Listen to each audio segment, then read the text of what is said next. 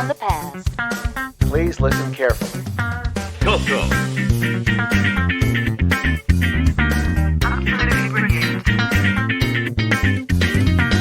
Welcome to the CoCo Crew Podcast.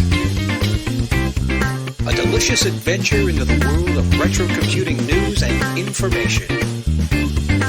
Featuring the Tandy Color Computer. Hey, you got your CoCo 3 yet? CoCo.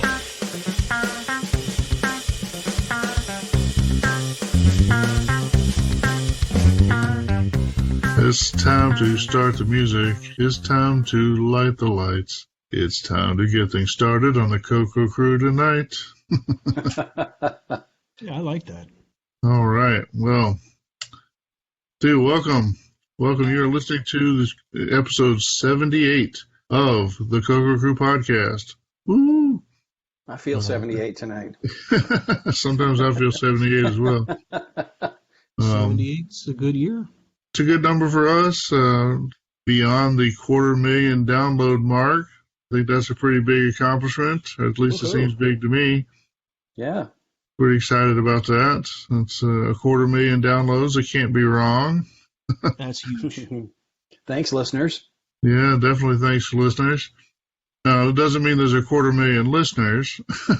But it looks like there's a good 3 or not quite 4,000 that are consistently there. So that's pretty good.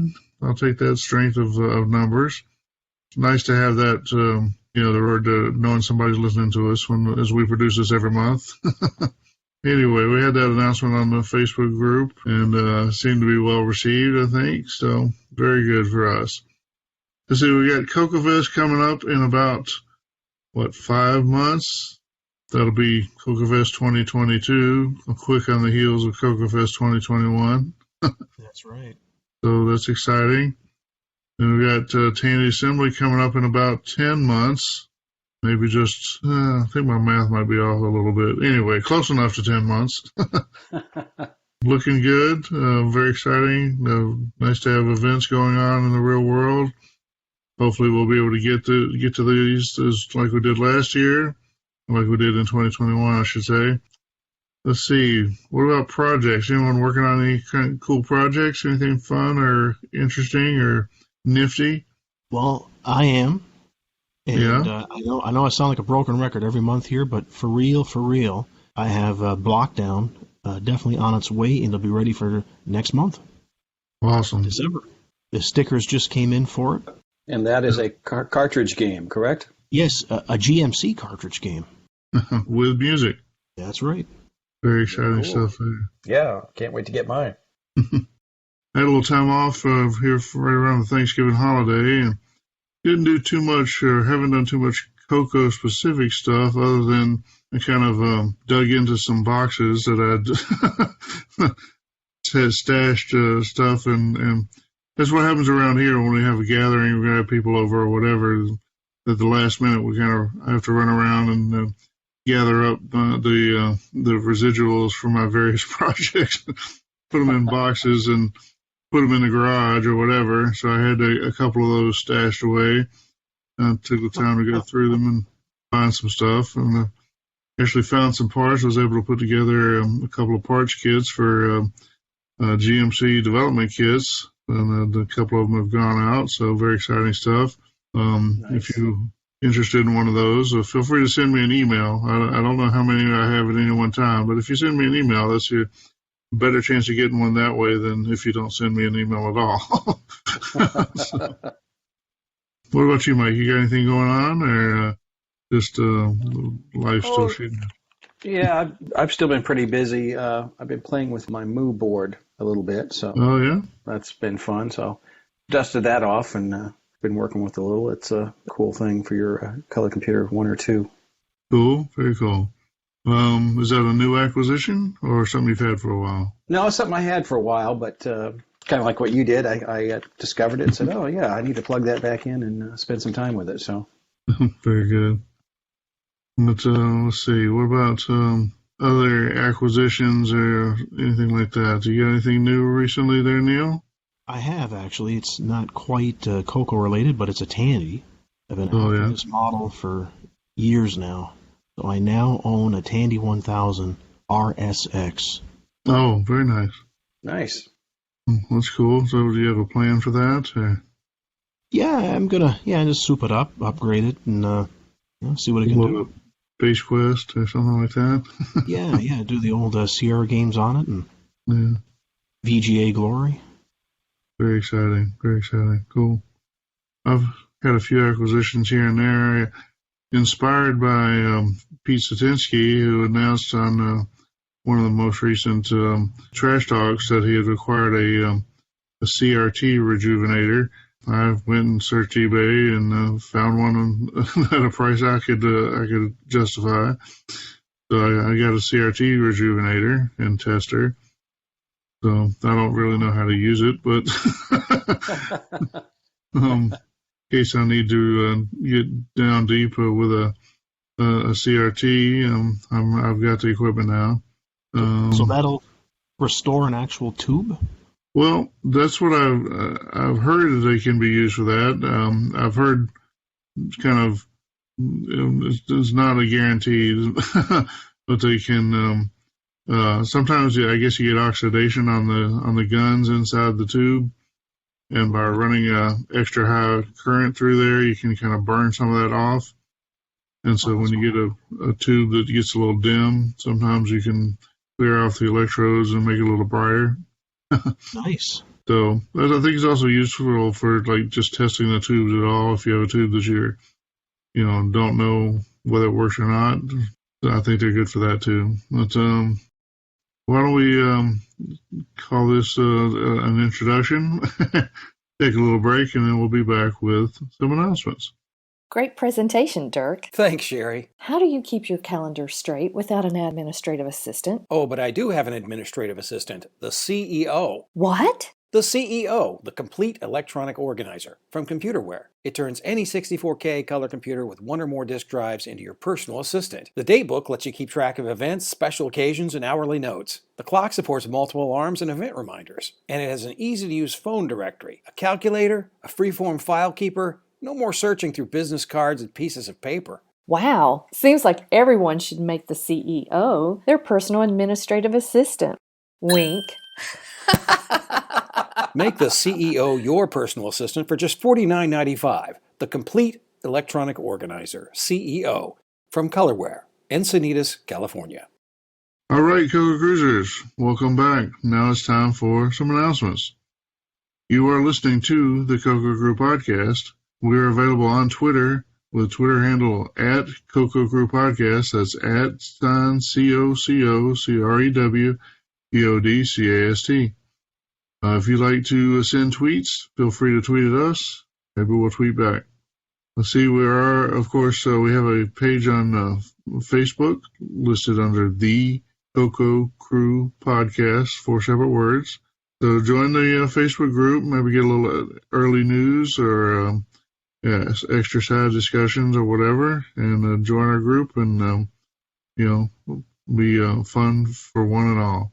Let's see, we are a podcast, so we do have an RSS feed available at cococrew.org. If that's too DIY or old school for you, you can find us listed through Apple Podcasts, listed on Google Play, and we are available. Those are for like normal podcast downloads, and then we are available for streaming through Spotify, through Stitcher, and the service called TuneIn.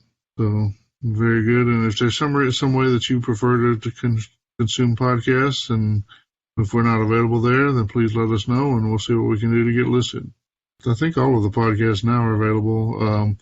But we've taken audio podcasts and done a little transformation on them to turn them into video. Pretty much static screens with video and a little overlay of a waveform, but interesting enough.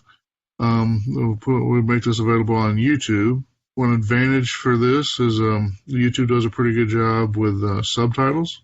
And so if for some reason, if you either have a hearing disability or if English is not your first language or otherwise you have trouble with our accents or pronunciation, The subtitles might help you enjoy the show more, so you might think about consuming the show through YouTube. Let's see, we are, of course, a member of the Throwback Network. The Throwback Network is a list of retro podcasts or retro-themed podcasts, many of which are retro gaming or retro computing related. And then there's some that are not gaming related, but kind of centered around 80s culture and that sort of thing. So, if you are caught up on the CoCo Crew Podcast and looking for something else to listen to, then we recommend that you check out the Throwback Network. Also, we are listed as well on the Game by Game Podcast Information Hub. This is also a list of retro-themed podcasts, in this case, all of them centered around gaming or computing from the past. And again, if you are caught up on the CoCo Crew Podcast and are looking for other things to listen to, then we recommend that you check out the Game by Game Podcast Information Hub. The audio for the CoCo Crew Podcast is hosted by Cyber Ears. If you are have a need to post audio on the internet, whether it be your own podcast or recordings for your social club or church or other organization, then we recommend that you check out Cyber Ears, where you will get your audio on your terms. If you want to reach out to the hosts of the CoCo Crew Podcast via email, we have some addresses set up for you. The first three here will reach all of the hosts of the show. So we have, of course, show, SHOW, at cococrew.org. That's at COCOCREW.org. We also have podcast at cococrew.org. So that's PODCAST at cococrew.org. Also feedback, FEEDBACK, at cococrew.org. And if you want to reach the individual hosts, let's see, I'm available as John, JOHN, at cococrew.org. Neil is available as Neil, NEIL, at cococrew.org. Mike is available as Mike, MIKE, at cococrew.org. And Boise, who is unfortunately not with us today, but Boise is available as Boise, BOISY, at cococrew.org. All right, there's our standard announcements. Here we've got a list of events in the real world that may be of interest to our listeners. First one on the list, coming up for December 4th, 2021, we've got the World of Commodore. The World of Commodore is a go for this year. This is in Toronto, hosted by the Toronto Pet Users Group. Yeah, it's technically Mississauga, but it's, they call it the GTA, which is the Greater Toronto Area. At the Admiral Inn in Mississauga, and a virtual online component through Zoom. Very good. So the World of Commodore is a go for this year. We intend to run a hybrid event and an in-person component at the Admiral Inn, Mississauga.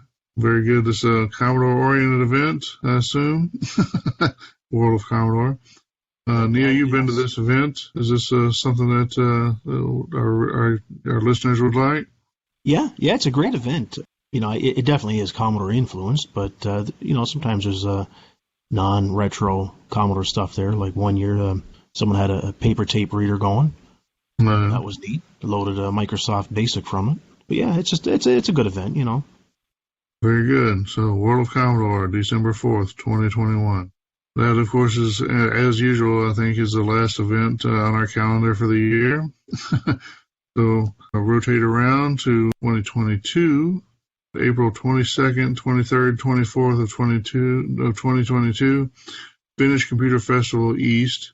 Their website is still up for 2021, so pardon the confusion as I try to read through. This will be held at the InfoAge Science and History Museums in Wall, New Jersey. It's a cool event. They have a nice vintage facility, shall we say. Got some history there at Old Marconi radio site up in New Jersey, old Army base. Got a lot of old stuff there. Always a lot of good exhibits, a lot of old computers. See more big iron stuff here than I've seen anywhere else. Very cool. Nice group of guys or people. So if you're in the northeastern part of the United States, particularly in the New York area, the end of April in 2022, then we recommend you check out the Finnish Computer Festival East, Wall, New Jersey, April 22nd to 24th. April 29th through May 1st of 2022, we have the Midwest Gaming Classic. Midwest Gaming Classic, a trade show featuring 150,000 square feet of retro and modern home video game consoles, Pinball machines, arcade video games, tabletop RPGs, computers, tabletop board games, screen games, collectible card games, air hockey, and that's just the start. So, very cool event. I know Ron Klein always recommended this event. And, of course, it's going to be held in Milwaukee, the Wisconsin Center. So, very cool looking event. Looks very professionally presented or whatever. I don't know about the crane games part, but the rest of it sounds pretty fun. Pretty cool. Sounds like a cool event. Looks well publicized, whatever. So, good event. Give it a try if you're in the Midwestern part of the United States, or if you're on the other side of the Canadian border and able to get across. All right, so moving on from there, takes us to May 14th and 15th, 2022. We have the 2022 edition of the last Chicago Kokovest. This is a big event for the past many years for the CoCo world, sponsored by the Glenside Color Computer Club, Holiday Inn Elk Grove Village in Elk Grove Village, Illinois. I predict this will be a well-attended event, and hopefully good fun will be had by all. All right, very exciting. August 6th and 7th, 2022, we have VCF, or Vintage Computer Festival West, held at the Computer History Museum, Mountain View, California. VCF West is for everyone: computer geeks, families, children, students, collectors, IT professionals, curious onlookers. You'll find demos of 1960s mini computers, 70s homebrew systems, 80s 8-bitters, and a few oddities. Some exhibits contain pristine original machines, while others focused on unique modern hacks and everything in between. So, if you are on the West Coast of the United States, particularly in the Silicon Valley area, we recommend that you plan for August 7th and 8th to attend the Vintage Computer Festival West.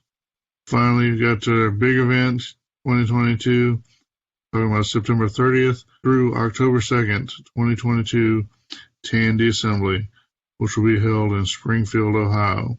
Very good. This is the big Tandy event, joint color computer and the Z80 and Model 100 and Tandy 1000. All are welcome. Pocket computers, whatever you got. If it came from Tandy, we'd love to see it. Been a well-attended event over the past few years. A lot of good Tandy content, a lot of good group of people. Yeah, great group of people.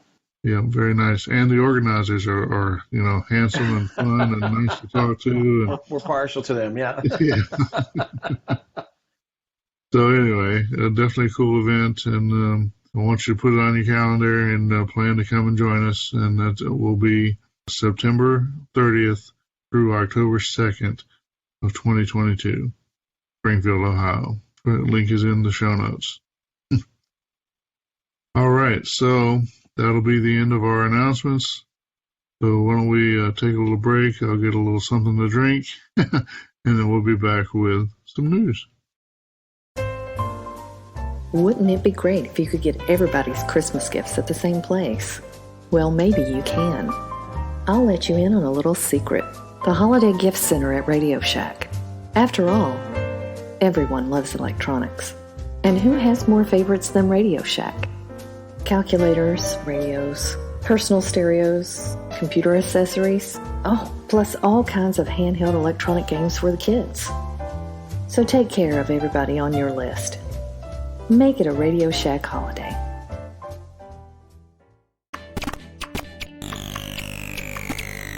Oh, I'm dead. But check out that high score. How did you do that? With the Gamester. It's a real arcade joystick with arcade buttons. Can I try? Sure. Wow, this has really got some weight to it. Yeah, it's made of real wood. Is this walnut? Yep.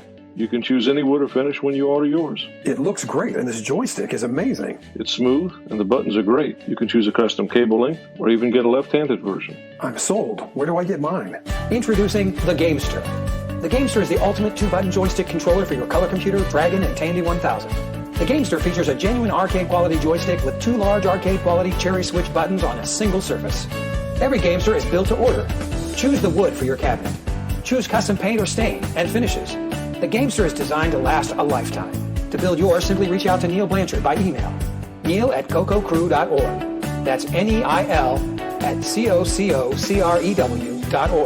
Experience genuine arcade controller action for all of your favorite color computer, Dragon, and Tandy 1000 computer games. For true arcade action, it's the Gamester. All right, CoCo Cruisers. Now it's time for the news. All right, the first news article we have kicking off this show from SoCal Demo Scene. It's a YouTube video. It's called Attack of the Pods, the in-circuit emulators. Now, I don't know much about these, but they look pretty darn cool. Different versions here. There's a 6809, 6502, and a Z80. Yeah, I mean, it's a cool use of FPGA technology or whatever. They can plug these pods in place of the CPUs and then control them remotely using software that looks a lot like what a command line debugger would how it would operate. So you just kind of can take remote control of a computer from a larger computer and step through code and write to memory and all that kind of stuff.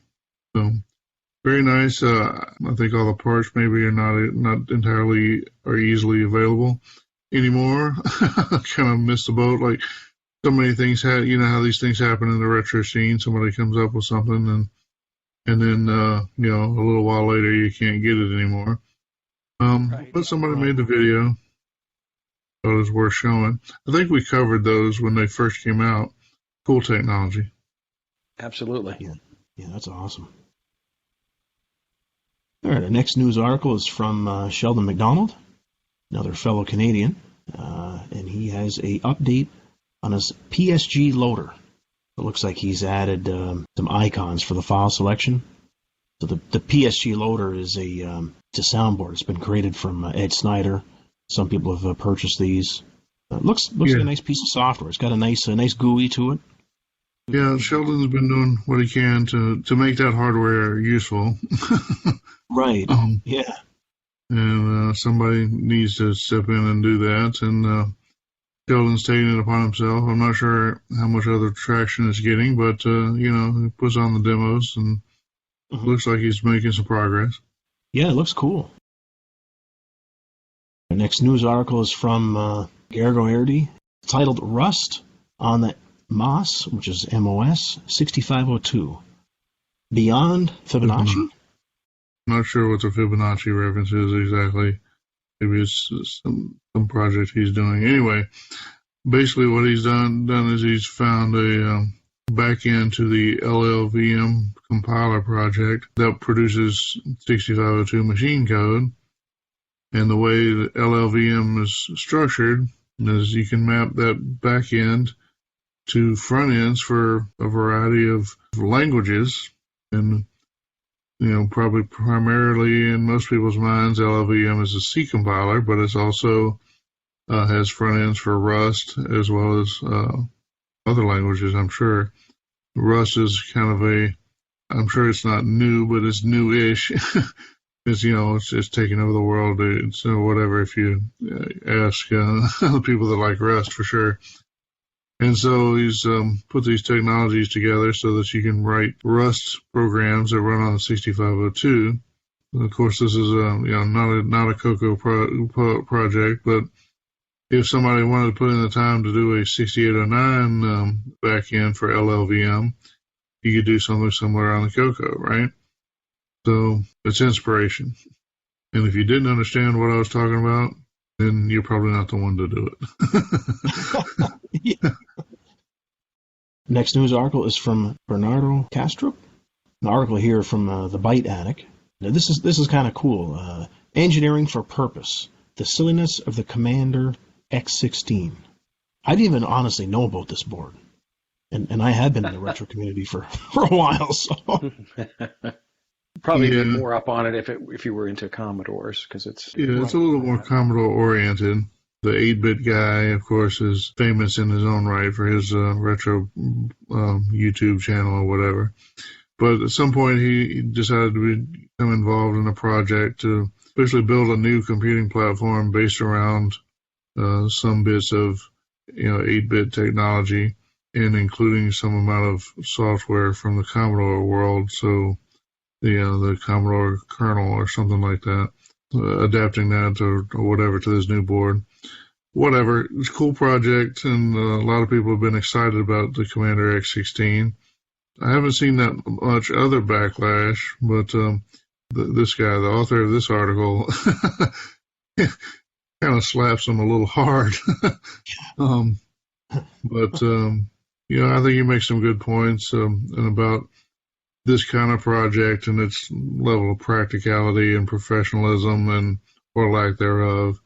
And what do you owe somebody that's a potential customer for a project like this? And, the idea of amateur or self-taught engineers pulling something off that the big boys haven't done, I'm sure has a lot of appeal to people in an underdog sort of way. From the underdog aspect, I'm sure I also would love to see them pull something off. But from the, mugged by reality sort of side of things, maybe Bernardo here has some good points to make. So check it out and keep an open mind. Yeah, definitely worth the read. All right, our next story is from Tim Halloran. Tim was at Tandy Assembly, and he had a great CoCo display this year.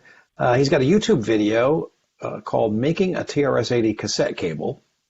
And the good thing about the TRS-80 cassette cable is Radio Shack had the smarts to stick with the same cable for all their different computers. So this cable, I think Tim's actually showing it on a Model 3, building a cassette cable from scratch because they can be difficult to find or locate or find at a reasonable price. Not a real complicated project if you're looking for a reason to get your soldering iron out.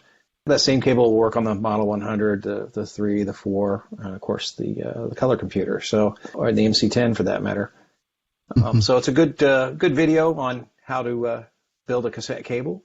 So if you need one, if you need to load something from cassette, give Tim's video a watch, and you'll be in business in no time. That's great. I mean, it is cool that Tandy used the same cable for everything. But I'm not sure that all those machines, in fact, I know at least the MC10 does not have the same cassette remote control ability that the CoCo does. So right. If you make this cable for your MC10, you're kind of actually doing a little unnecessary soldering for that particular wire. But, for your CoCo or I assume the Model 1, 3, and 4 can do that. Yeah. So anyway, it's cool that the cable still works either way, and it's good to have some project direction or whatever if you need the help. Good to see. Yeah, there's only one problem with that. You have to solder a DIN. Oh, yeah. Hey, that's part of the learning experience. That's part of the fun. Not the challenge. Well, you learn that you need 4 hands. And that plastic melts very easily. Absolutely. Okay, this next one is from Gareth Halfacre. This is from the UK. So, beige pencil stockists on high alert as coloring book of retro computers hits the crowdfunding circuit. This is a cool one because this is literally a coloring book being made of retro computers in the UK. And they have an artist who did a lot of the artwork for the Sinclair series of computers. So they got a totally legit person to create the line and pencil drawings for the coloring book that they're going to produce. There have been others in the past. We always kind of joke about that because most of the computers of that time were beige or silver, or gray. Yeah, exactly. Not a lot of color out there, but you could use your imagination. Not a ton of color to add, but yeah. I don't know. I mean, I guess this is where I get in trouble, right? If you like to color, just turn the volume down for a few seconds. I think coloring books for adults are kind of ridiculous. But I guess you could say so are old computers for adults. So if that's what floats your boat, that's fine. But anyway, it's a little bit in the news, so throw it in here. Yeah, kind of an interesting collectible. So if you just to have one of those would be kind of interesting. See what they have published in it. Oh, for sure. I often thought for coloring book, a cool idea would be using some of the covers of the CoCo cartridge games. That artwork is really nice. Yeah, it'd be. That could be cool. Mm-hmm. Good idea. Or, just the box covers from any kind of games from back then. Right. Were always much better than any actual graphics you would get. Very true. Very true. All right, our next one is from a good friend of the show, Jim Gary. Retro Challenge 2021, Les Cavernes by Charles Fede, 1982. This is a French game, obviously. I think that translates to the caves. It's kind of a cave adventure type game. It looks like it's been ported to the MC10, or at least Jim was involved. I guess they didn't have complete source code, but I think Jim pitched in and helped them fill in the blanks for things that they couldn't read. So, it's an interesting read. Check it out. Yeah, very cool. Thank you, Jim. And our next one is from XKCD. If you're not familiar with XKCD, then you definitely want to follow this link. This link's called Modern Tools. It's a cartoon. It's out at least weekly. Computer geek, nerd humor. And this one specifically, you'll have to go and look at yourself, but it really covers the idea that, most people use ancient tools, develop modern technology, but it's apt to the retro world because we kind of do the opposite. We take modern technology to develop old stuff for old computers. Right. So. Yeah, it's funny how they kind of turn the joke on this head there. You're talking about using the artificial intelligence, whatever, to build a retro computing project. Right. So, pretty funny. Let's see, the next two actually are from Adafruit, the website, little nerd news site, and I'm happy to sell you electronics kits and that kind of stuff too. Anyway, the first one, Fortran, language that we touch on once in a while on this podcast. It's an old computer programming language. It's not really pertinent to the CoCo per se, but it is a history of computing kind of thing. Fortran, this is as of September 20th, said Fortran turns 67 years old today. Time marches on, and old things get even older is what it amounts to. Was, celebrating the birthday of one of the first programming languages that was not an assembly language, an actual compiler, and definitely something historical and important to the history of computing. So, really a passage of time, still a birthday, but if you never programmed in Fortran, then probably continue with that and you'll be happy. But not the worst language I've ever seen. But it's certainly got its quirks. If you ever wonder about the origins of 80-column terminals, I'm pretty sure it's tied in there with the punch cards that were used for programming Fortran. But anyway, there you go. Fortran turns 67. And then the next, it was posted the next day at Adafruit. The next one is a history of the logo language. And so this is, like I say, a historical thing. It's a little more pertinent to the CoCo. The CoCo had at least two implementations of logo, and maybe there were more, but definitely those two. Yeah, logo, the Lisp-inspired language, often paired with the Turtle graphics. A lot of history to cover there, and if you're interested, there's a pretty lengthy post there that you can read and learn a little bit about Seymour Papert and some other friends and how logo came to be and was developed. Very cool and very fun. Are you a serious color computer assembly language programmer? Then you'll love EDT. EDT is a full screen editor built expressly for machine language programming. It features a high-resolution 51 by 24 screen. Switch between normal or free edit modes. In normal mode, the line you edit is always in the center of the screen, so you can easily see code above and below the line you're editing. Mark blocks of code and use move, copy, and delete functions. EDT uses a fixed 4-column format for labels, opcodes, operands, and comments. Use the spacebar to tab between columns. And EDT has many useful functions for assembly programmers. Easily generate a list of labels or jump to any label. Use the built-in hexadecimal and decimal calculator. Convert from hex to decimal or decimal to hex. EDT also allows you to generate brackets, braces, and backslashes, providing you with a full character set for 6809 assemblers. EDT also supports a full range of disk operations such as load, save, and append. Easily save and load subroutines in your active edit sessions. And even with a high-resolution screen, you can utilize as much as 48K for programs. EDT is simply the best assembly language editor for the color computer. A 64K CoCo 1 or 2 with disk drive is required. Why suffer with line editors and endless printouts? EDT is just $39.95 from Sunburst Software, Grants Pass, Oregon. It's Radio Shack's spectacular Christmas sale. I just got a great buy for my stereo system. These Radio Shack speakers on sale for $39.95 each. That's half price, a real bargain. A two-way bass reflex system, incredible bass, clear, crisp highs, and a rich walnut veneer finish. Looks great, sounds great. And for a limited time, get the matching walnut veneer 64K Color Computer 2. It entertains, educates, and manages. It's expandable and affordable, and features a rich walnut veneer finish. On sale now for just $99.95. Only at Radio Shack. We walnut veneer everything. All right, so moving on. So you've got one from Juan Castro. He says, about my early mentioned hacks to HDB DOS. So at one point he had posted something about how he'd done a bunch of hacks to add functionality to HDB DOS. So he's followed through on that with a Dropbox link. You can download ROMs with his implementations of some additional functionality for HDB DOS for use with DriveWire. Something to check into, kind of relates to a recent tech segment where I talked about adding some functionality to a DOS.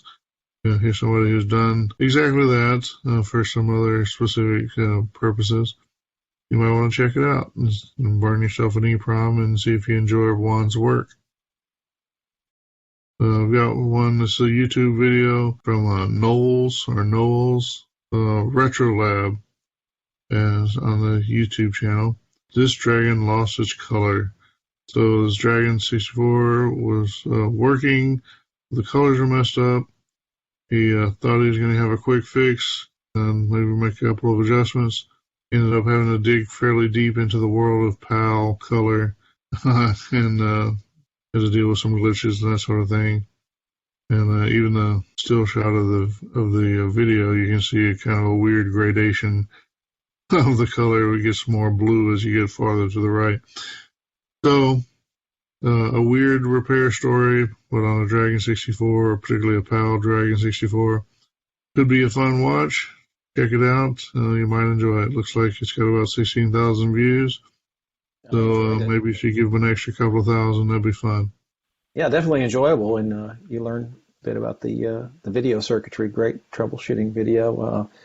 I think it also, for the median age of our audience, is advancing in years. And it shows you why you probably need some kind of magnifying or microscope to see things you can't see with your old eyes anymore. All right, the next news article here is from Jose Antonio, and it's titled, I got another Radio Shack micro color computer, MC10, without power source. So I built one from a 9-volt AC transformer, and he built it in a wooden box, like an enclosure. It actually looks really cool. Yeah, I thought it looked pretty good. Yeah, like I wouldn't think that, but yeah, that's really nice work. No surprise. I mean, I come across MC10s and they just never have a power supply. Mm-hmm. But I was using those NES power supplies. That's right. That is a good replacement for those. If you are looking for one, it's the same as the NES. Yeah, but this is a cool idea too, and he does state here that the video is nice and crisp. And I'm sure it is with a good transformer. So that's cool. That's cool. The next news article is from Robert Siege, A Boulder Dash Game by Jim Gary and Robert Siege. So looks like they went together and did a game here, added some features. I haven't played it. It's for the MC10 here. Mm-hmm. I haven't had a chance to play it yet either, but that would be a good one to have. I like Boulder Dash, so I think that'd be kind of neat to have on an MC10. Yeah, for sure. That's good. Good to see. Next news article, speaking of Jim Gary, it's from Jim Gary, and it's Greg DeYoung's Tetris with sound samples. Now, this is awesome. I love it, yeah. The sounds are amazing. Oh, yeah. And honestly, I had no idea the MC10 could even do digitized samples. I had no idea. I don't think I've ever heard the machine do that before. It pulls it off well. Yeah. Yeah, it's very fitting. And the graphics are really nice, too, in this version of Tetris. Yeah. Fun game. Yeah. No, looks good. Next news article here is from Glass TTY. It's a YouTube video. ZX81 goes nuclear, controlling a nuclear power plant. Now tell me this isn't real. It's a simulation. It's a simulation.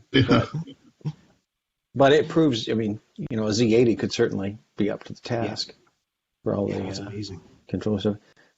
Another video that I really enjoyed, and he's got such clear graphics on the ZX81 on his display, but yeah, I see that. I'm sure there's some very fancy math involved, but not beyond the Z80 at all. Right. I thought it was cool to include that one.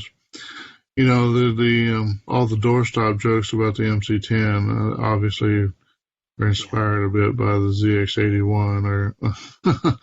So, at least in this case, it's actually a real doorstop there controlling a power plant. So that was worth including for the comedy factor. Oh, yeah.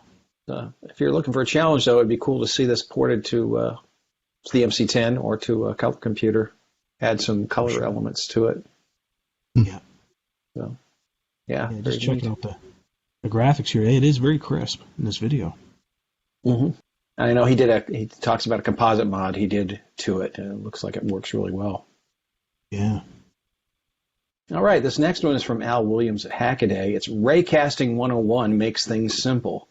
And this is a nice Hackaday article on using raycasting to, the question is, you're making a game. How do you make something look 3D? We're talking like Doom or Gatecrasher, that kind of thing.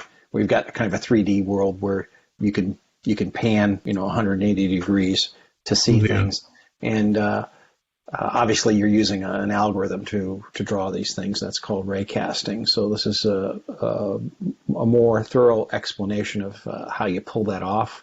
So if you're looking at a game where you want to where you have a 2D environment and you want it to look 3D on a computer, you definitely should check this out. Cool article. Yeah, I'm not sure if he really achieves the simple part. Yeah. But maybe simplifies it as much as it can be or whatever. I think it's a topic that I think some people will find some interest in trying to wrap their head around. And I think it's doable. Obviously, we've seen people accomplish, like say Gloom or whatever that the technology can run on the CoCo. But it's still pretty tough. All right, this next one is from Dale Frankham at YouTube, CoCo 3 Pi Drive Wire and Toolshed. Now, this is a nice YouTube video on a lot of people recently have had questions about using Toolshed, which is a collection of utilities that lets you manipulate disk files, DSK files, other formats as well. Converting, I think even you talked about this last month, John, about converting WAV files and to MC10 and CAS files that are used by different emulators. Mm-hmm. So it's a set of utilities that will work on different platforms. In this case, he's using Linux on a Raspberry Pi, but it'd work on Linux or Windows or Mac. It's a good set of tools. So if you're new to Toolshed or curious about it, definitely check this video out. He shows using it to pull files out of a DSK file, or you can write them into a DSK file. Pretty much lets you do anything you need to do with a disk DSK file to your native computer and back. So if you haven't used Toolshed, you should definitely use something like DriveWire in particular. But it's good if you're You're working with a CoCo as well. Anything that uses the DSK format. All right, we have one from Brian Palmer. Dogfighter, also known as Plane Fighting Game. I think it might have been one of Craig's first machine language games. Now, this is a Facebook post, and there is a DSK file out there for Dogfighter. Yeah, it's for a color computer. So go grab it and load it up and give it a try. Yep, I don't know much about the game, but usually when Brian Palmer recommends something, it's got some legs. So True. Definitely. Check it out. Yeah. Now, this next one I like quite a bit. This is from Robin Curie. Audio tape interface revives microcassettes as storage medium. In this case, he's built an interface that allows you to save and load programs from an Arduino or data from an Arduino to to a, in this case, it's a microcassette recorder. So that's something you don't see every day, is people taking a modern computer and going back to cassette storage. The circuit he's built, conditions it so you can store things between 1 and 2K bits per second onto a tape or from a tape. Kind of slick. Yeah, like you say, it's technique still works, even if you're using it for an AVR or something like that.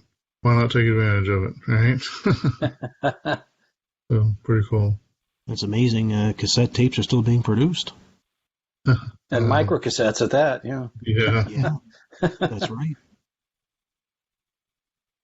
So this comes from a writer, Kitaro Sugimoto, writing for Nikkei Asia.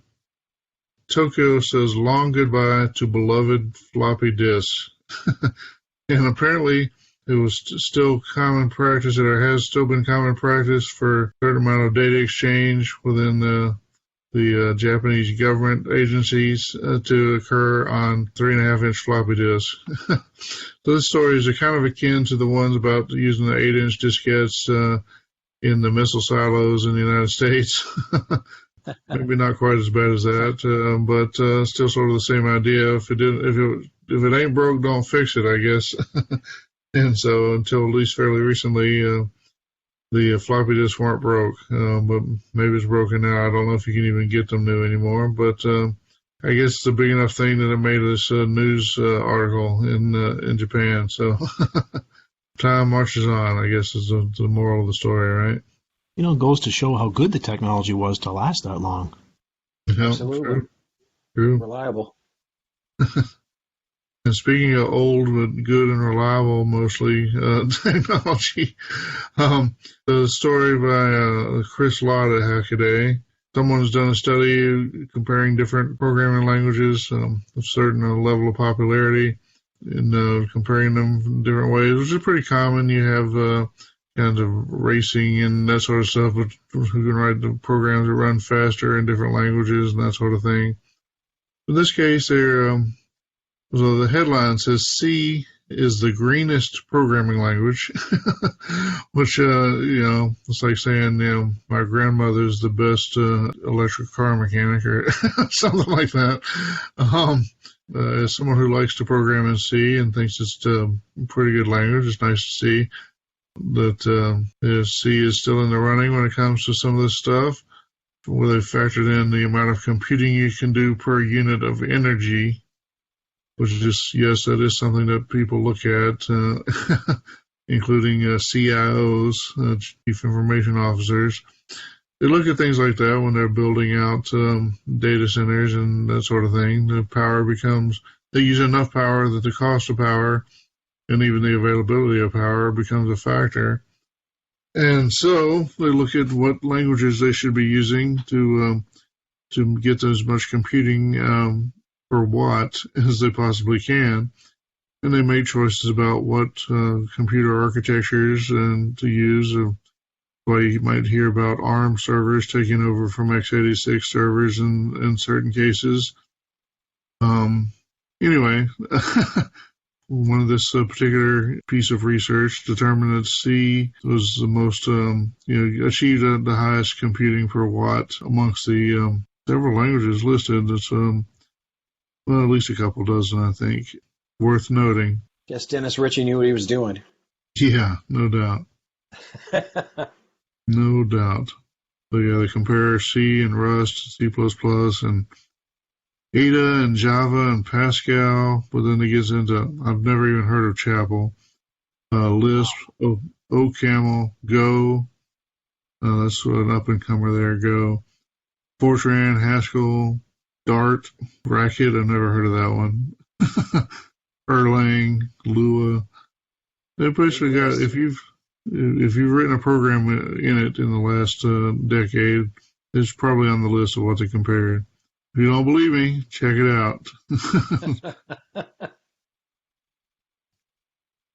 All right, moving on. Post from Brad Srebnick, posting in the Basic Programming Language group on Facebook. He says, I'm pretty sure I'm the first person ever to make a QR encoder in Basic. Prove me wrong. Smiley face. At first I was attracted to this picture because of what he's posted is the QR code he's generated is a very familiar looking green along with black. And so at first I thought he'd written it on a CoCo, or at least on another 6847 base machine. But I don't think that's actually the case. I think he's using QBasic. Anyway, I think if you dig deep enough, he has a link somewhere in all this that you can get the code. And so maybe you can try it and see if you can get it to run on the CoCo. That'd be cool. If you can get that to happen, be sure to let us know. I'd love to see it run. Definitely. Yeah, that'd be cool. This is a kind of something I've thought of, not in Basic, but I have thought about doing a QR coder just as a project. But it turns out I have other things to do. The infinite time machine. That's right. Exactly. The infinite time bubble. Mm-hmm. Looking for quality OS 9 software? Look no further than the JVM Group. Increase your productivity with Help, a user-expandable help facility. It includes data for online help with OS 9 utilities, including wildcard searches. Help steps you through until the answer is found. And try our disk backup utility. Back up your hard drive to floppy disks and restore. Handles files larger than your output media. Use date and time for incremental backups. Backup single files, directories, or an entire hard disk. See us in person at the Princeton Rainbow Fest. The JBM Group, Bridgeport, Pennsylvania.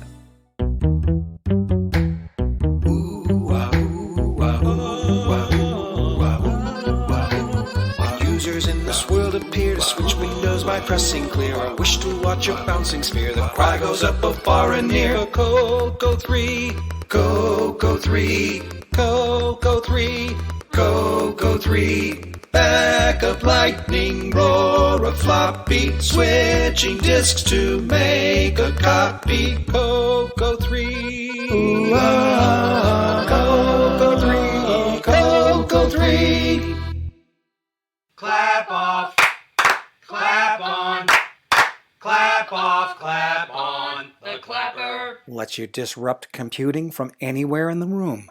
Just plug in the clapper and a color computer, multi-pack, disk drive, almost anything that will result in shrieks of horror from a sudden power off of your CoCo. You idiot! I was balancing the checkbook! Oh! You're an asshole! Clap off, clap on, clap off, clap on. The clapper. Manufacturers and distributors of the clapper are not liable for damages or negative consequences resulting from its use. Okay, moving on, the last one in this group. Post is from Jim Brain, president of Glenside. Congratulations to the 2021-22 Glenside Color Computer Club officers. So he says, we appreciate all those who accepted the nominations for our officer positions. We congratulate our officer lineup for 2021-22. President Jim Brain, Vice President John Mark Mobley, Secretary Brian Goers, Treasurer Eric Canales. There you have it. They've got the new officers. Those are the people that are going to be planning Kokovest coming in May and possibly beyond. Next news article here is from David Bennett Piano. Music theory concepts ranked by importance. It's a cool video, I think. Kind of had this little interchange between me and Boise, I think, in the last I think he was kind of teasing me about my music theory, my theories on music theory, or something like that.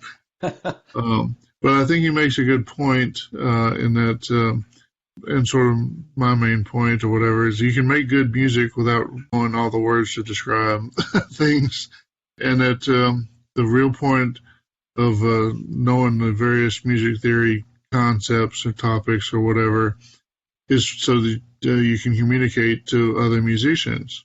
And, of course, if you're the only person playing, you don't really have to communicate to anybody else. Right.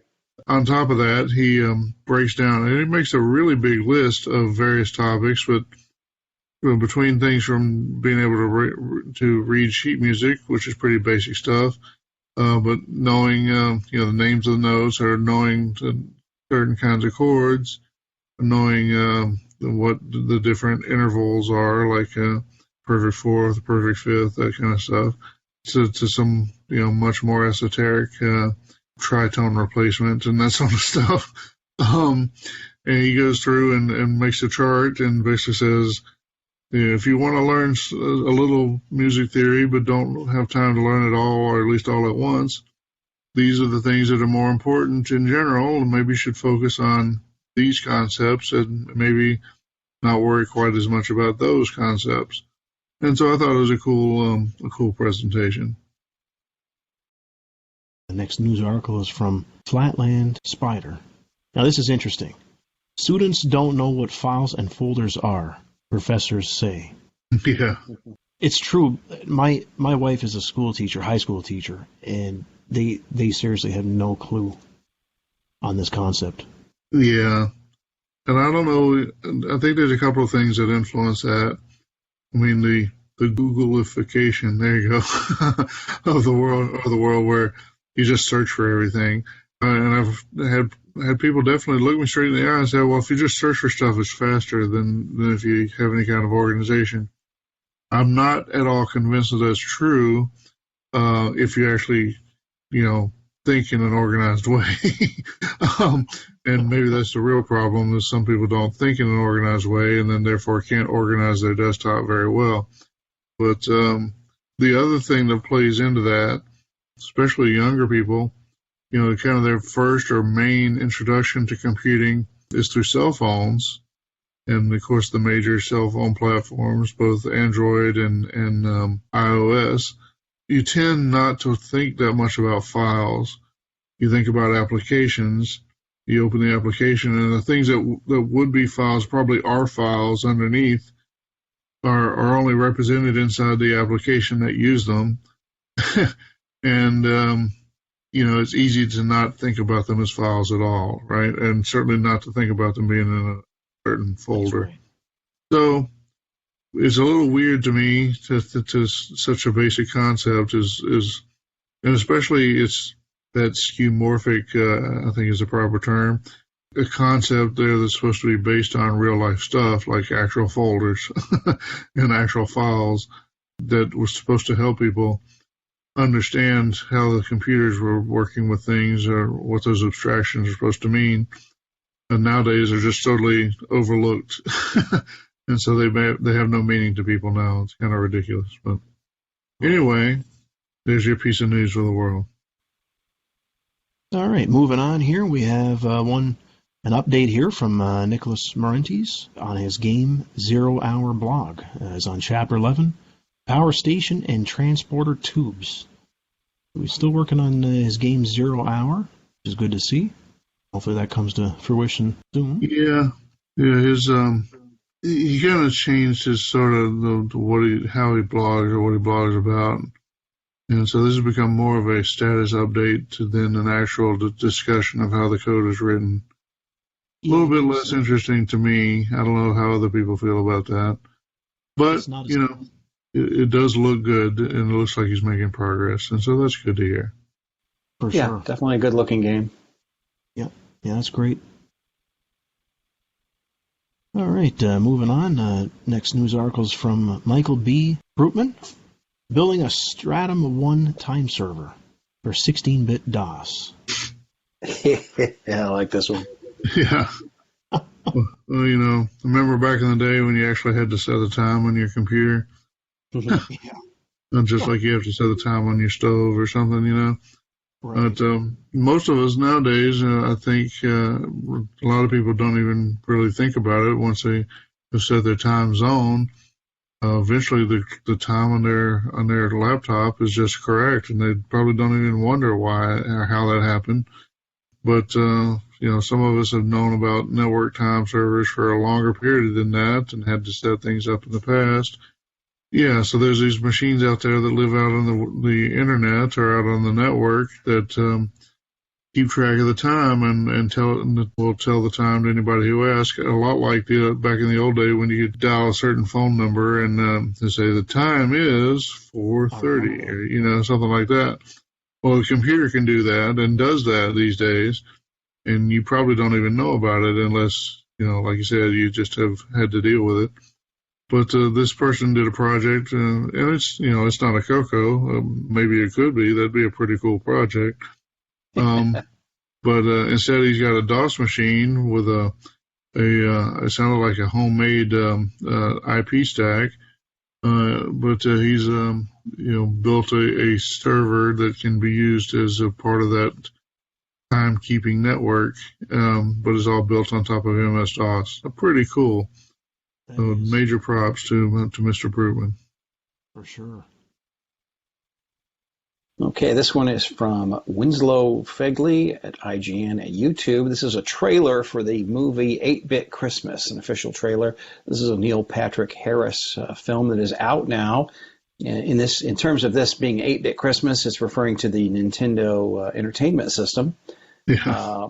I actually watched this movie. It's out on HBO Max now if you want to watch it.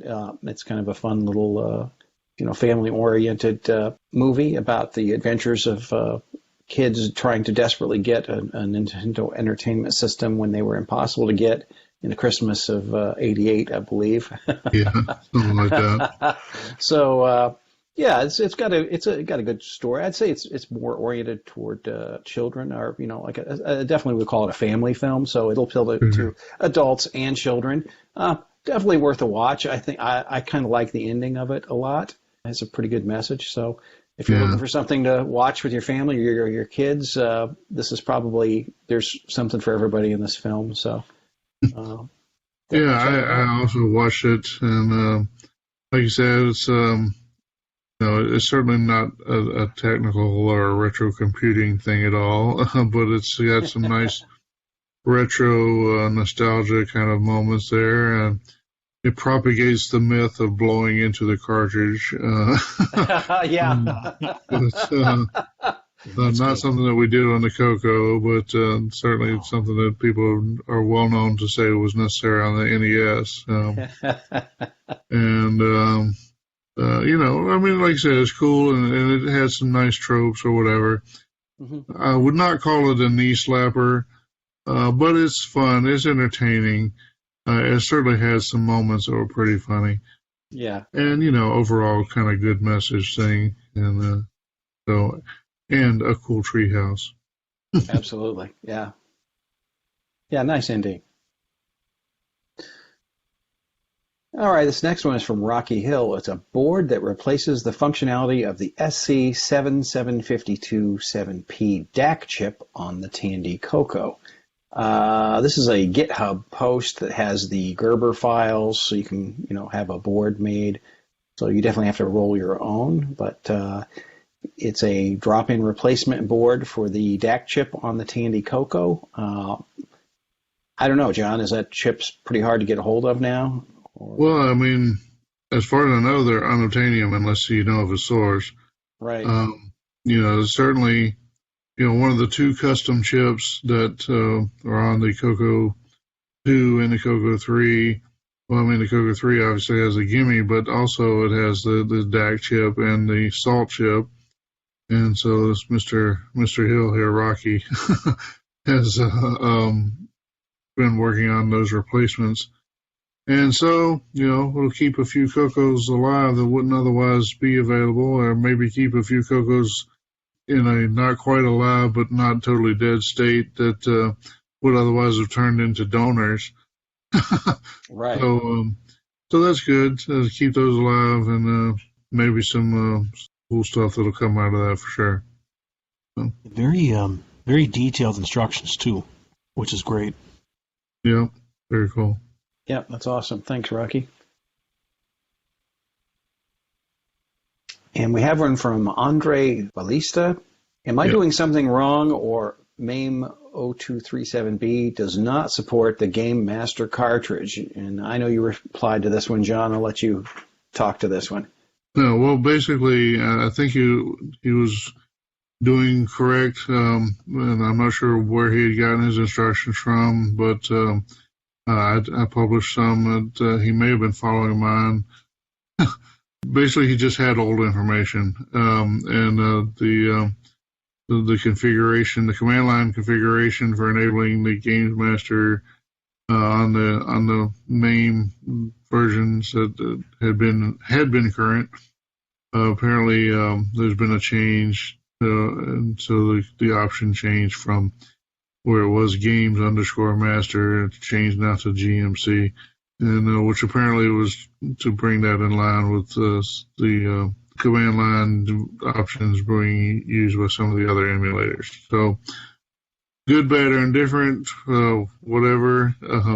More like, it changed and you got to deal with it. So there you go. Just to make people aware, if you're trying to emulate the Game Master cartridge, you might have to use GMC instead of Games_Master. So there you go. All right, and our final link this month is from Chet Simpson. This holiday season, take a break from your weirdo cousin with the van and get freaky with Digger 3, The Saints Ascension. So Chet has produced Digger 3, and it's downloadable and free to anyone who wants to grab it. It is extremely impressive graphics and gameplay. If you like the Digger series, this is the latest. It's got a 4-way full screen scrolling, digital sound effects. It's a beautiful looking game. It's time well spent if you make the effort to check it out. Yeah, very nice. Thanks very cool. Very cool game. Thank you, Chad, for sharing with the community. Sometimes it's hard being a hero. All right. Well, I think that's the end of our news segment.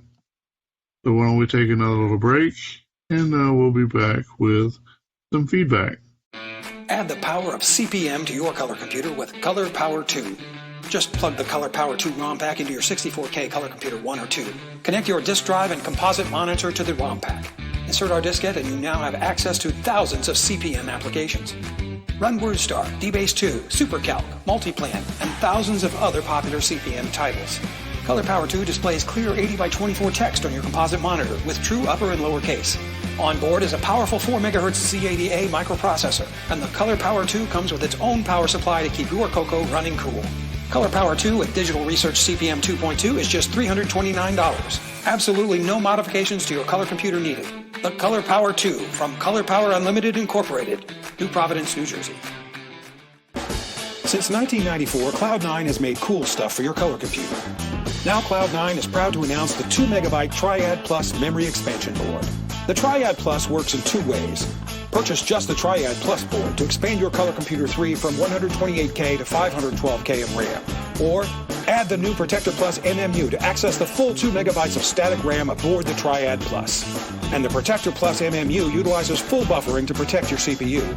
Unlike previous 2 megabyte memory expansions for the CoCo 3, the Triad Plus operates seamlessly without the need for special patches, configuration, or workarounds. Games like Donkey Kong Remix and Sierra Adventure games simply work without hassle.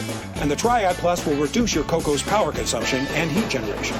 The Triad Plus and Protector Plus MMU, only from the innovative engineering of Cloud9. Cool stuff for your color computer. Visit cloud9tech.com for details. Harvey is ready to move on to his next project, but he's stuck waiting on his printer. Waiting and waiting and waiting. But Charlie uses Super Spooler. It allows him to keep working on his color computer while his printer is still printing. It works with Telewriter and most popular productivity programs. Super Spooler allows Charlie to get 3 times as much work done as Harvey. Congratulations on your promotion, Charlie. Thanks, Cheryl. Don't be like Harvey. Get Super Spooler today. Just $19.95 US, $24.95 Canadian. From Tandar Systems, Ontario, Canada. All right, CoCo Cruisers. Now it's time for some feedback. First item of feedback comes to us from Chris, aka Sloopy, Chris Lucky. Says, quote, congrats, John and crew. Always a good earful of CoCo goodness when I listen. I think this is in response to us announcing that we have over 250,000 downloads of the CoCo Crew podcast over all time. A big achievement for most recent that we're pretty proud of.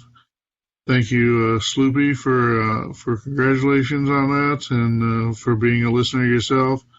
I'm sure you're responsible for a few of those downloads too, so good to hear from you. Thanks. All right, moving on. The next one comes also. This is from John Strong, Mr. 3D printer extraordinaire in the community. John Strong says, thanks for all of your work supporting the CoCo community. So again, that's in response to our 250,000 download announcement. And that gathered from and then one more that also replied to the 250,000 downloads announcement. This was from Ron Klein. And it's to the CoCo Crew. Thank you for all you've done for the community. Well, certainly welcome, Ron. Thank you as well. Great to hear from you. And then final one, this comes from Kieran Anscombe. And this is in response to the tech segment last time. Part of it, one of the hypotheticals or whatever questions I posed in that was, why do we have CAS and as well as WAV files? And so he kind of paraphrases me, so why CAS? Waves really aren't that huge. So his answer, well, the main plus for me is that as long as the bits are byte aligned, not actually required to work in an emulator, you can read it in a hex editor. So basically, what he's getting at is if you have a CAS file, you can essentially treat it as an object file format, kind of like a bin file, or even like an OBJ file as an output from a compiler or something like that. So if you're the kind of geek that can benefit from looking at a binary program represented in a hex editor, one of the benefits of having the CAS file is it's already pretty close to being ready for that kind of analysis. So I'm sure there's more than one person in the community who could benefit from that, but I'm sure. I'm not at all surprised that Mr. Anscombe would be the one to point that out. He's, his mind doesn't work like the rest of us. So, no, he's quite the little boffin, shall we say. I think that's the proper term for the UK geeks. Anyway, thank you, Kieran, for the feedback. That's a good answer. So that's the end of our feedback this month. So again, we'll take another break. And we'll be back with, probably with a host discussion and or whatever's left on the show. This month in CoCo history.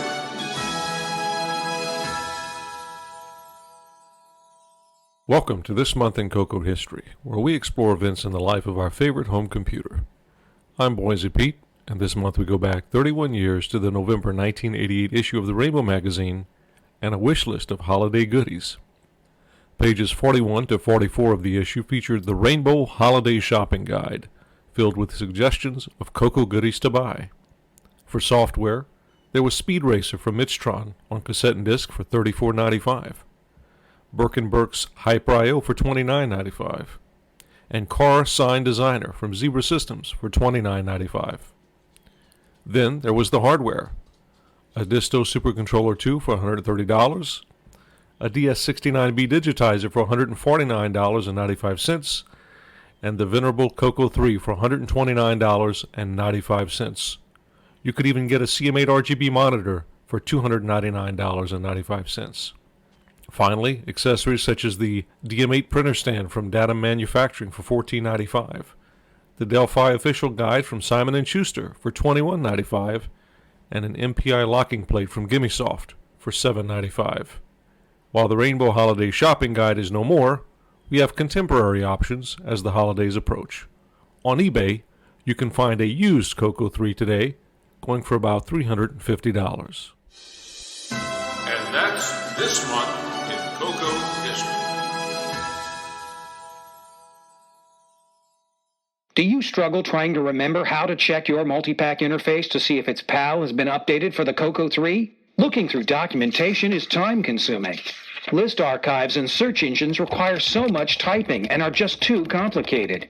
And even if you find the correct pokes and peaks, you'll never write them down or remember them. No way. But now there's the Mpi Tester from Romco. Just connect the Mpi Tester to any model of multi-pack. Power on the multi-pack and simply check the color of the status LED on the Mpi Tester. Blue means the Mpi is unmodified. Green means the Mpi has been upgraded for the Color Computer 3. Best of all, the Mpi Tester never requires batteries. It's perfect for home, camper, boat, and RVs. Get the Mpi Tester from Romco, a great Christmas gift for only $7.77. Available at Walgreens, Shoppers Drug Mart, Woolco Woolworth, Family Drug Centers, Osco Drug, Canadian Tire, McDonald's, Piggly Wiggly, Montgomery Ward, Sears Roebuck, Village Pantry, Burger King, Sandy's, Duane Reade, Kate Spade, The Church of Scientology, Five Guys, Baby Gap, Swizzles, 7-Eleven, Albertsons, participating Exxon stations, Beauregard's, Alma's Fried Chicken, ABC Liquors, Moon Pie General Stores, Whole Foods, Taco John's, Sherwin-Williams, and Goldblatt's. The holidays are here again, and for most folks that means sending out cards to your friends and family. It seems that each year the list gets longer and longer. But this year, we're saving loads of time by using the CoCo 3 address file and envelope label addressing from RJF software. It automatically addresses all standard envelopes or prints labels. You can store up to 270 addresses per disk. Each record can hold 8 lines of 64 characters. It's fully menu-driven, and it's easy to add, modify, or delete records. It's perfect for small business mailing, newsletters, client lists, or my favorite use, Christmas cards. All you need is a CoCo 3 with a disk drive and a dot matrix printer. And it's just $14.95 US plus $3 shipping and handling. Ontario residents add 7% provincial sales tax. The CoCo 3 address file and envelope label addressing from RJF Software, White Lake, Ontario. All right, well, welcome back, CoCo Cruisers. Now it's time for a little discussion amongst the hosts. So let's see, we have we're one short this month. Let's see, of course, you got me, Mr. John Linville. We got Neil Blanchard. Hello, Neil. Hello, everyone. And, of course, we've got the dean of our group, Mr. Mike Rowan. Hello, Mike. Hello, everyone. So, the discussion topic today, let me see if I can frame this one. So, let's say you've had an idea for a project, but you've heard it bounce around and know that someone in the community has already identified that project as something that they plan to do and or provide, but you need it. You need it to make progress on whatever it is you want to do beyond that. And so comes down to your respectfulness or being respectful to other people kind of causes you to delay, which puts your project on hold and kind of at their mercy, and that's not real nice. So, how long should you wait in that holding pattern? So things to consider. You're trying to be considerate.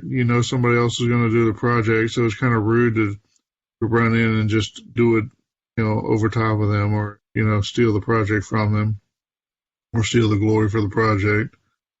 That sort of thing. But, depends on the project. Maybe, like you said, maybe you're waiting for them. So, for example, say you want to do a terminal program that runs on OS 9, but maybe you're waiting on a device driver for the UART,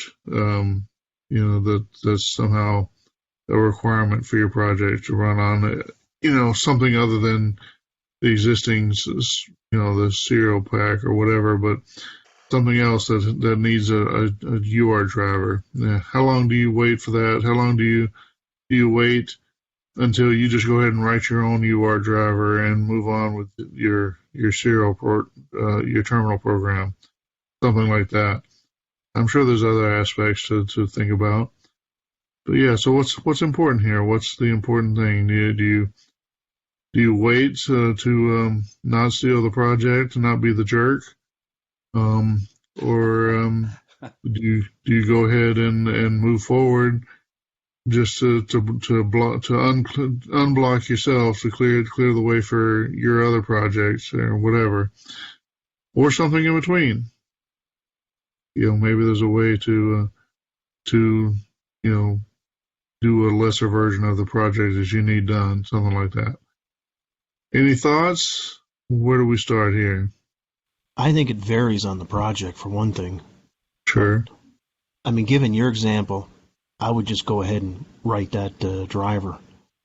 Yeah. Because, I mean, if there's really no monetary value, I'm looking at it on that aspect. I don't think it's rude to go ahead and do it. Maybe even if you don't want to, announce it per se, like, maybe just boast your terminal program, but not so much the driver. Maybe go on that approach, to try to be nice and you're not stepping on anybody's toes. I think we've had other examples, maybe in the hardware realm. I was about to pull the trigger on producing a composite board for the color computer right around the same time that Ed Snyder was going to put one out. And when I found out he was working on it and he was a little further along than I was like, well, I'll back out, and we don't need two of these, right? Right. And I didn't have to. I could have gone ahead and produced mine. There's nothing wrong with that either. It just seemed redundant to me, so I didn't do that. But there have been other instances where people said, "Oh yeah, I'm doing this," and it's kind of checks in the mail, and things go by for a year or two, and then finally someone says, "You know what? It's long enough. Nothing got produced, so I'm going to take that on." And I think that's legitimate as well, because it's a hobby thing. People have good intentions. People get busy doing other things.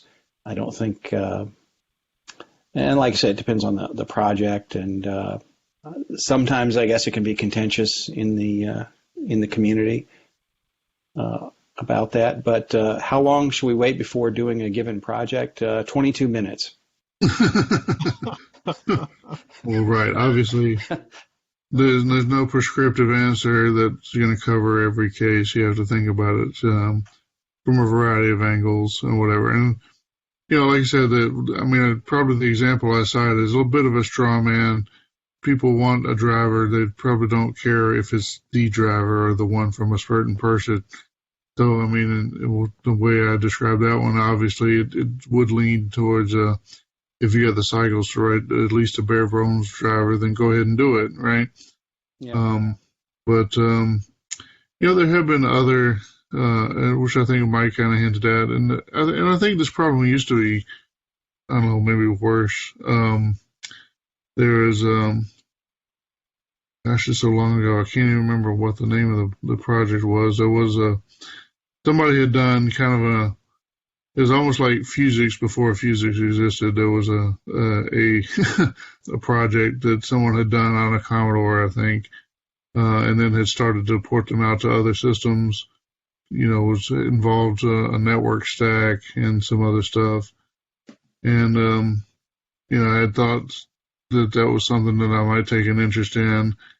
And there was someone in the community who announced to the world, well, I'm going to be doing that. And, talked a big game about how much, what they were going to do and all the design parameters and this and that. And like I said, they kind of talked a big game, and then it never produced at all. It never showed up, and never showed up, and never showed up, and never showed up, and still hasn't showed up to the point I can't remember the name of what it was now. But, and in that case, probably 5 years ago, I should have said, well, go ahead and do it. But of course, it turns out I have other things to do.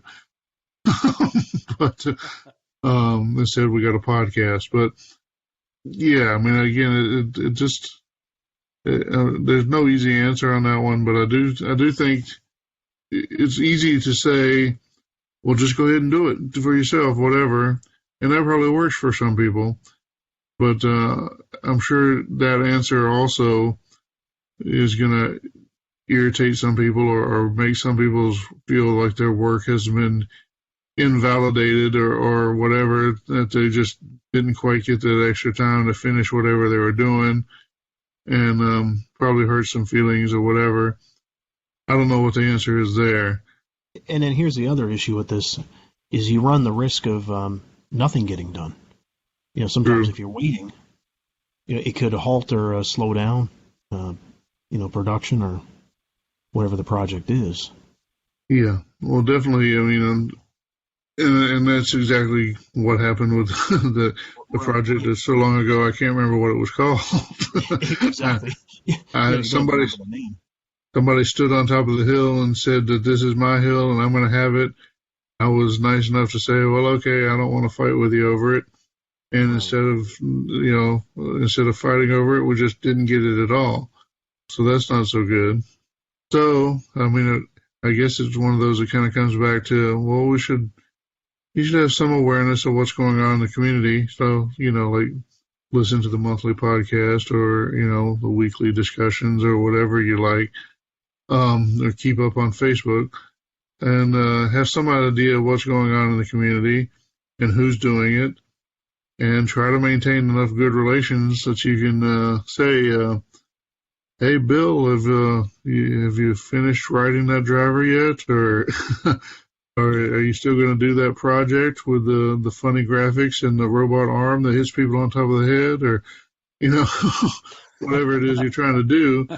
And if Bill says, well, no, I kind of not getting to that, why don't you go ahead and do it? Well, that, that's probably better for everyone, right? And Bill in this case is a made up name, not just not no particular person, but I guess is what it comes back to is we all should talk to each other and try to keep tabs on who's doing within reason who's working on things, and also try to step back when you're not actually going to get to stuff, and don't walk around like the rabid dog peeing in the corner on everything. You overpromise things, and that's no good either. Yeah. So I mean, I'm sure we're all aware of projects where somebody has announced some big thing that they're working on, and it's just going to take them another 3 years to finish. And just wait for it. It'll get here eventually. It'll be done when it's done, and it just never gets done. And and then people, it's just somebody who's so desperate for whatever the big project is. They'll constantly sort of prod people and talk about how great this thing is when it gets here, but it never gets here, and kind of stands in the way of something else. But that's kind of a different topic, so maybe we'll discuss that some other time.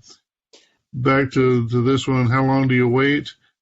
I guess you wait until you can't wait no more. If it's something you need for your project, go ahead and do what you need to do for your project. And, try to be considerate overall. I know we got in a little trouble in the past saying we should be considerate, which still baffles me, but try to be considerate of one another, but that goes both ways. If you've claimed you're doing something and somebody's might be waiting, if you know you're not going to finish, then go ahead and be honest about that one too. So be considerate in both directions. Others will completely disagree with that and just take a Darwinistic view and say it's a free for all. It's a do whatever you want, do what you will. At some level, you can do whatever you want. It is a hobby, and we don't owe each other anything monetarily or whatever, no legal requirement. Mm-hmm. It's just be good to one another, do unto others as you would yourself, that kind of thing. Just that. We're all people here. We're all trying to get along and have some fun.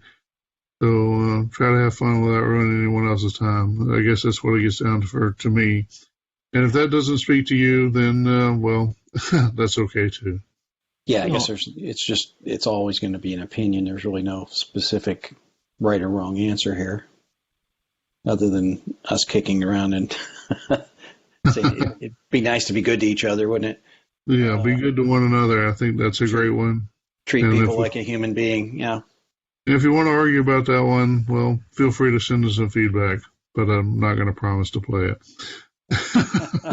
And, communication is key. Even if you're new to the community or, living under a rock where you're not listening to podcasts, just reach out, to the community. Just ask a question. Ask if this has been done or if it's going to be done and go from there. Anyway, have we beat it to death now? We have. All right. Well, why don't we draw this one to a close, and we'll take another little break. We'll be back with the rest of the show. Active Software is proud to present Games Tape 1. Find out what critics are calling the best collection of Dragon games available. 8 fantastic full-length programs on one cassette. That's an incredible 200K. Each game features spectacular color graphics and sound. You get Wipeout, Interplanetary Trader, Wampus Mansion, Hilo, Atom Hunt, Snail Pace, Execution, and Air Assault. All of these great games for just £6.25, and that includes postage. Plus, our unconditional replacement guarantee. If your cassette fails to load, just return it to Active Software for an immediate replacement. All orders are dispatched within 48 hours of receipt. Order your copy of Games Tape 1 today. Active Software, 117 Eichnield Street, Birmingham. Active Software, second to none. The Dragon is back with 64K. Hey la, Dragon's back. Serial port in the case is great. Hey la, Dragon's back. ROMs for 2 kinds of basic. New ways for you to be creative. Fully compatible with the Dragon 32. Dragon Data Limited is proud to present the new Dragon 64. It has twice the memory of the Dragon 32, featuring a real serial communications port. Get your Dragon 64 today. Hey la, Dragon's back. Dragon Data Limited. Welcome back, CoCo Cruisers.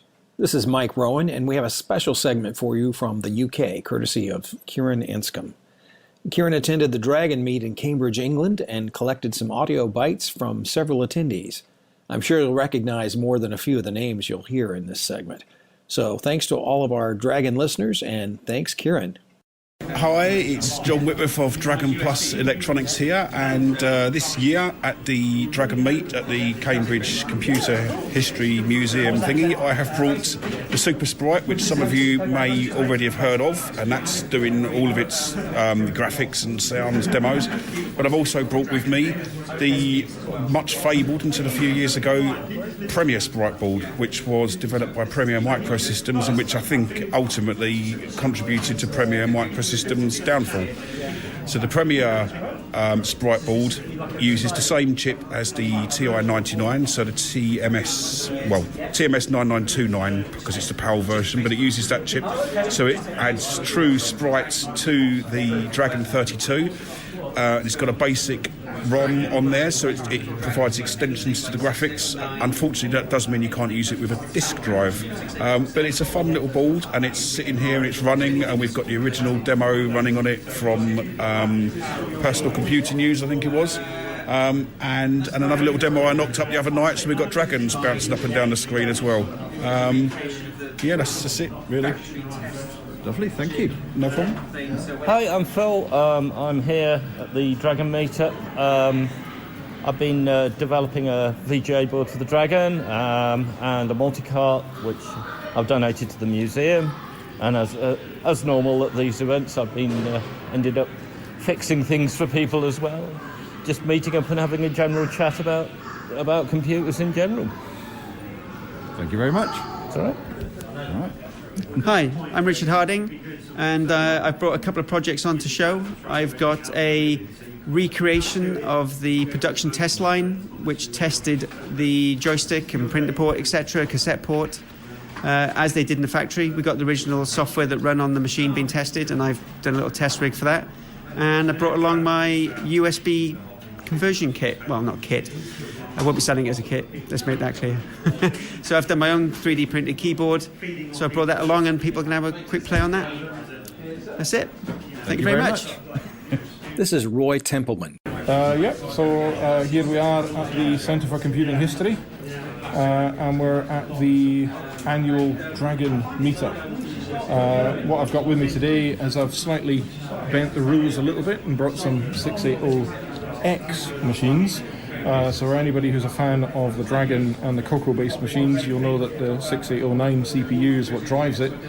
What I've got with me today is a few variants of that. So I have a rather rare Panasonic JR200, which is a 6802 based machine, which is a nice derivative. I also have the somewhat substantial Fujitsu FM8, which is actually a dual 6809, which was quite spectacular specification given that that's from 1981.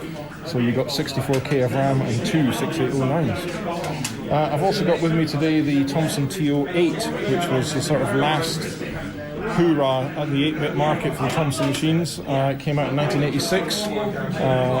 It is a 6809 based machine, but has graphic modes that are similar to the 16-bit genre, so you actually get some quite nice effects with that machine. And right at the end of the table, we've got the Matra Alice 90, which is a 6803 based machine. And it's somewhat unique in that you could actually use a Genlock. In fact, it has Genlock capabilities right out of the box, that machine. So you can actually put titles over the top of VHS cassette tape if you really, really wanted to. And of course, I had to bring a Dragon 32 because we are at the Dragon Meet. And my Dragon 32 actually has a slight modification on the power board, which allows it to use a standard 12 volts, which is good because the original Dragon PSU was a very odd 28 volt and 8.5 volt feed, which makes it very hard to replace. And if your power supply, which is a molded unit, dies, then they're getting harder and harder to come by now. So having the ability to modify that to a 12 volt feed has made all the difference. So feel free to ask me any questions about these machines. They all have their strengths and weaknesses, but they're all quite unique, even though they share that common 680X platform. Lovely, thank you. I mean, the one I want most is the Alice. The Alice, They're all very pretty. They are all, and they're all very red. So I've got 3 Alice machines. I've got the original 4K, which is the most people think it's just a red MC10, but it is a little bit different to Toshiba. I've also got the 32K version of that. So it's the same platform, but a totally different motherboard with 32K, and it's not compatible with its predecessor, I might add. And then we have the Alice 90, which looks like somebody had a right go at it with a saw. It's quite a unique design, if anybody knows the Alice 90, and it is in that glorious red. Every computer is better when it's red, everybody should know that. There is a bit of a running joke in that that Matra also made a laptop version of the Alice, but we know it as an Etch-a-Sketch. All right, well, thank you very much. You're most welcome. Hiya, my name is Sean Billings. I'm relatively new to the Dragon scene. I just sort of got into it because a friend of mine said they used to have this machine as their sort of their childhood first unit. So I got one in my collection and it sat there gathering dust for quite a while. But for the retro challenge, I decided I was going to learn something about the Dragon. So I decided to learn something about how the cartridge port worked and to do something useful for it. So I built a prototype card to give myself a general purpose I/O port, and to test it out I thought I'd drive an LCD display from it. The purpose was it needed to be driven by BASIC, so I needed to be able to control the 8-bit input-output port via BASIC, and yes, I achieved that in the October month and I was quite happy. Then I thought I was enjoying using the machine so much, I thought I'd learn how to code some 6809 assembly. I hadn't coded 6809 assembly before. I'd done Z80 assembly, I'd done 6502, and I'd done a little bit of PIC and other sort of microprocessor stuff, but was completely unaware of how the Dragon's sort of 6809 CPU actually worked.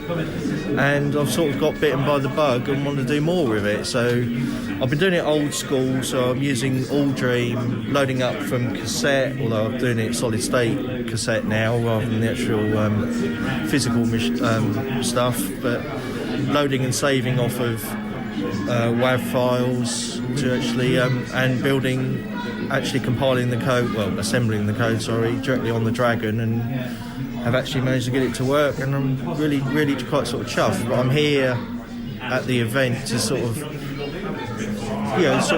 via osmosis and directly asking some questions to people that really know how these machines tick, and it's really interesting. Thank you very much. Cool. Hi, I'm Steve Bamford. I'm at the Dragon Meetup. I've got a demo of Circe's Island, still not finished, to my shame.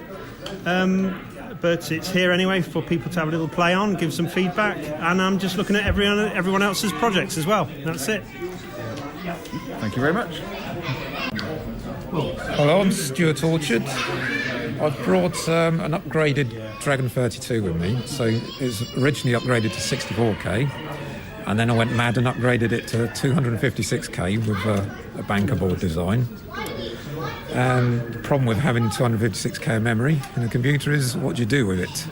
So one possibly useful thing to do would be to sort of demonstrate an old operating system adapted to make some use of this extra memory.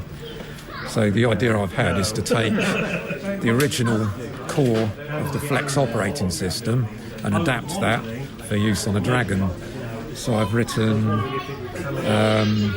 a disk driver, in this case to use DriveWire. I've written a console driver to just use a normal sort of 32 by 16 text screen. And I didn't write a keyboard driver, so I nicked it off of somebody's website called Kieran Anscombe, who rather handily wrote a keyboard driver. So I've just wrapped that up and used that as well as part of the console driver package. So what I have here is a version of Flex running on a 256K Dragon with a RAM disk, which makes use of a fair chunk of that. Hello there, I'm Tony Jewell, and I've got 4 Dragons here with me today. They're all different attempts to solve the same problem, which is the slightly flaky graphical output of our beloved machine. So, looking from left to right, I have a Dragon with a Dragon Plus board in. That was a board made by CompuSense in the 80s. It gives me 80 column, and in this case here, 2 screens. I've got a machine with a much more modern solution, which is, I don't think it even has a name yet, but basically it's a Raspberry Pico plugged into the 6809 to emulate the 6847 and to give us VGA quality graphics. Next to that, I have a machine with a Super Sprite FM Plus, developed by John Whitworth, and that gives me Yamaha MSX2 style chipset, so I have sprites and colours and 80 columns. And finally at the end I have something from the CoCo, which is a CoCo VGA board plugged into the 6847 socket. So that's what I've got, and everything seems to be working at the moment. Cross fingers. Lovely, thank you very much. Okay. New for the Dragon 32, it's machine gun warfare in the sky. Your machine, the Royal Marine Spitfire, 8 guns, 16 1-second bursts. Your target, slow-moving Heinkel bombers, escorted by formidable Messerschmitt fighters. Ace High, Mark II. Test your mettle in the skies above London. Only £6.95. From Tudor Williams, Bilston, West Midlands. The Dragon microcomputer was launched in the UK last year. Since then, we have developed a knowledge and mastery of the machine's capabilities. You can benefit from our experience by subscribing to Dragon User, which is expanding its coverage to include all US developments. Each issue of Dragon User contains reviews of the latest software, programming advice for beginners, hardware projects, program listings for games and utilities, reviews of Dragon peripherals, technical advisory service, programming articles for users. Dragon User is only $29.95 for 12 issues, airspeeded to US and Canada. Make the most of your new Dragon microcomputer with Dragon User, the international independent magazine for Dragon owners. Welcome back to Neil's Corner on episode 78 of the CoCo Crew Podcast. I must say, 78 was a good year. Why is that, you ask? because it was my birth year. I predate the CoCo by 2 years. Well, since I'm all nostalgic this month, I'm going to review another one of my favorite CoCo games from back in the day. This game is called Pooyan. It was originally released in 1982 by Konami in Japan, and a year later, the CoCo got an official license port and was published by a company called Datasoft. Jerry Humphrey and James Guerin coded it for Datasoft. Pooyan is a static screen fixed shooter arcade game. Extremely fun to play with a lot of replay value trying to beat your high score and to make it to different levels. The object of the game is to rescue your babies that have been kidnapped by a pack of wolves. You control the character called Mama Pig, and you are situated in an elevator cart. The controls consist of only 2 positions, which is up or down. The fire button shoots arrows and throws pieces of meat. Each level has 2 different rounds. On the first round, the wolves descend slowly from a high ledge riding balloons, which your job is to shoot each balloon and drop the wolves to the ground. If you miss one of the balloons, a wolf will get to the ground safely and climb up the ladder behind your elevator that you are controlling, and try to eat Mama Pig if she moves in front of them. On the second round, the wolves start on the ground and inflate balloons to ride them up until they reach the top of the cliff. If they make it all the way to the top of the cliff, they will try to push a boulder towards the edge, so it'll fall on Mama Pig. Your job is to shoot your arrow and pop all the balloons the wolves are riding, so they cannot make it to the top of the cliff. To make this game even more difficult, wolves that are airborne in either round can throw rocks at Mama Pig. Also, on the second round, the balloons that the wolves are riding must be shot several times in order to pop them. As a bonus to help you occasionally, a slab of meat will appear at the top of the screen that you can obtain by riding your elevator to the very top. Picking it up and throwing it at the wolves will distract them, and they will let go of their balloons and crash to the ground for bonus points. Stray balloons and dropped fruits can also be shot for extra points. After every second round, a bonus level will appear, where wolves will throw fruit and vegetables at you. You must try to shoot them for bonus points. Pooyan features multi-voice music and smooth animation. It requires a color computer 1, 2, or 3 with 32K memory. Tape or disc and joystick is optional, as you can play using the keyboard. It was originally released on tape, at least that's what my copy came on, and I've only ever seen this game on tape. I'm not sure if they ever released an original floppy disk version of this game for the CoCo. However, you can get a disk image of it from the CoCo Archives website. Speaking of which, there is also a patched version of Pooyan available on there for the CoCo 3, and it takes advantage of the extra colors. This patched version makes it resemble the color sets used in the actual arcade version. Well, there you have it. Take yourself back to 1983 and have some fun playing Pooyan on your CoCo. Until next month, happy CoCo gaming and retro forever. Big B Pro Quarterback. The incredible new football simulation for the color computer. Pass, run, kick. You call the plays. Compete with a friend or challenge the computer. Pro Quarterback is just $16.95 and includes versions for systems with extended color basic and non-extended color basic. Experience the thrill of pro football with Pro Quarterback from Big B Software, Broomfield, Colorado. Well, it's that time again. We have reached the end of episode 78 on the CoCo Crew Podcast. As usual, I'd like to thank our host, John Linville, for procuring all the news articles each month. Big thanks to Mike Rowan for painstakingly editing the podcast each month and creating those fun commercials you hear. Boise Pete, our CoCo historian. He remembers it, so you don't have to. Last but not least, we'd like to thank all of you who listen and support us each month. We really do appreciate your feedback, as we like hearing from you. Until next month, happy CoCoing and retro forever. It's a blast from the past. Please listen carefully. CoCo.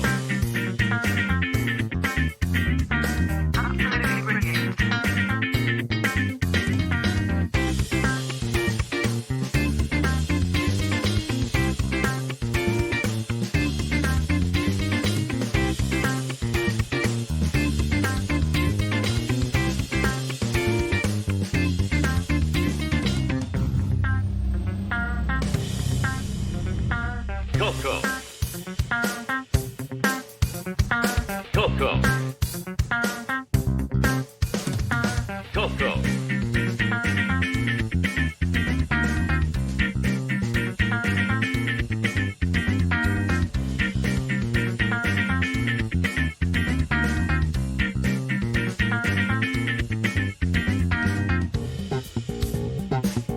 like there's no tomorrow. What is this crazy rock and roll music anyway? It's a blast from the past. Dance, dance, dance. Dance, dance, dance.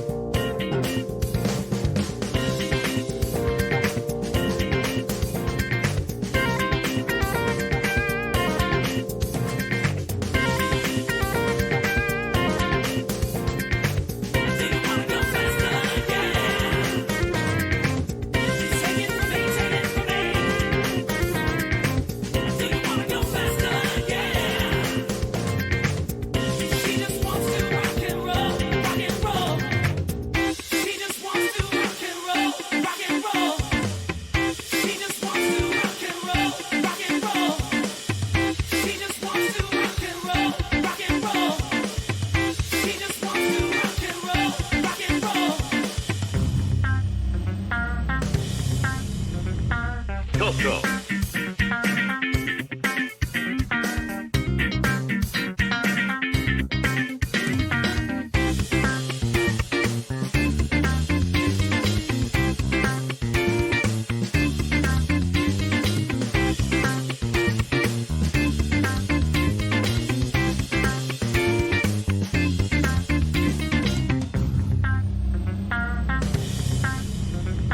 CoCo.